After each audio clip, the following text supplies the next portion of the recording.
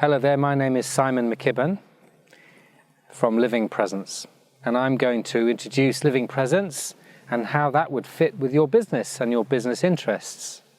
Living Presence is really about two qualities, connection and relationship, and they depend upon the quality of attention. So really what we're wanting to generate and manage and protect is the quality of attention. This is really a modern day practice. People like Google and Microsoft have picked up on this. So what we're moving away from is the old industrial revolution practices of authority, power and control, and working harder to produce more. That kind of mindset, which is really kind of trapped and self-limiting. It was all right in the factories where there was one person, one task, but it's not okay for the modern knowledge worker who deals with information and the complexities of information. We live in a complex society. Indeed, work is becoming increasingly more complex. Less about being in the office. People could be straddling their work at home as well, and in an office workplace. So what has Living Presence got to offer? Well, it offers a means of coming into a quality of self-empowerment, self-presence, self-awareness, where one can evolve a quality of focus and attention, a quality of purpose. And this purpose can align with work. And if it is aligned with work and with other team members, you can streamline a vision and have effective work taking place. Let me give you 3 scenarios briefly, just to show you by example how Living Presence can help. One would be, let's say you're going to the photocopier from your office to photocopy some documents. And on the way you get waylaid by a colleague, you end up chatting for 10 minutes about nothing very much, and then you get a text on your phone, and by the time you get back to your seat, it's 45 minutes for a job that could have taken 5 or 10. That's the first scenario. The second scenario could be, well, you're working on your email and actually a pop-up from Facebook or a notification from Facebook. You decide to follow that. You get caught up in another pop-up. Oh, it's some food advert. Oh, what are we having for food for dinner tonight? Oh, let me search on Google. We're off. So we get distracted. We're distracted very easily. So our sense of purpose and our task has gone to the dogs. Another 45 minutes later, we've completed an email which should have taken 5 minutes.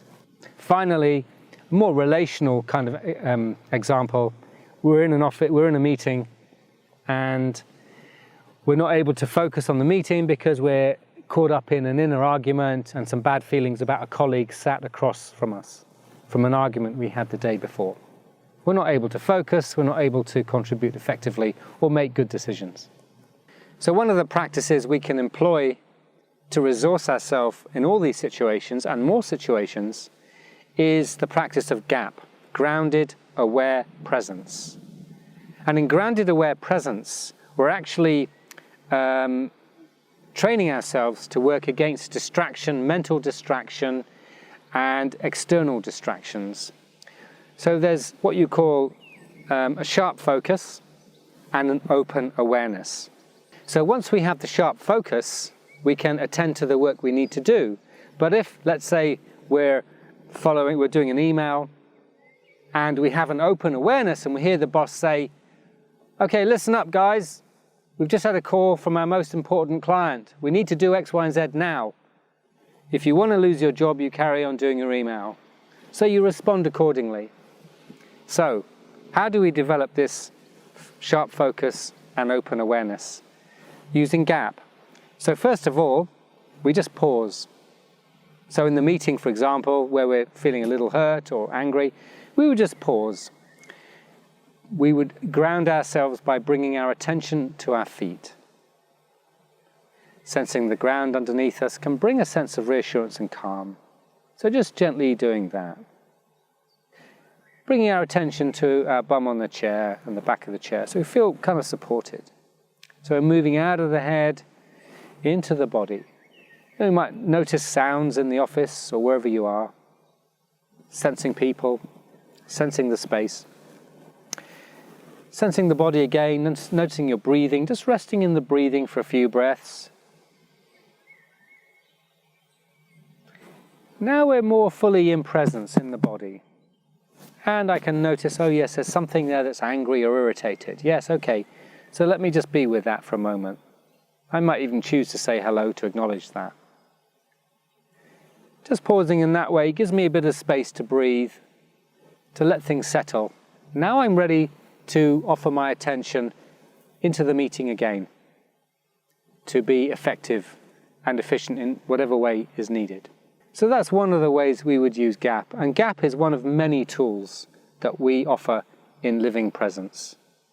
Effectively, we're drawing on the disciplines of mindfulness, needs-based communication, and focusing. And these three help to cultivate a sense of empowered self-awareness and empowered team awareness for a collective vision to drive forward into success. If you'd like to know more about living presence, go to my website, living-presence.co.uk. Thank you very much.